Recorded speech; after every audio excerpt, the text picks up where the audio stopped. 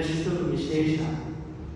ಈಗ ಒಂದು ದೀಪ ಹತ್ಯದ ಅಂತ ಹೇಳಿ, ದೀಪದೊಳಗೆ ಪಣತಿ ಇರ್ತದ, ಎಣ್ಣೆ ಇರ್ತದ, ಬತ್ತಿ ಇರ್ತದ, ಎಲ್ಲ ಅದಕ್ಕೊಂದು ದೀಪ ಹತ್ತಿದ್ರೆ ಪಣತಿ ಕಲಸ ಹಾಕ್ಬೋದು. ಆಗೋದಿಲ್ಲ?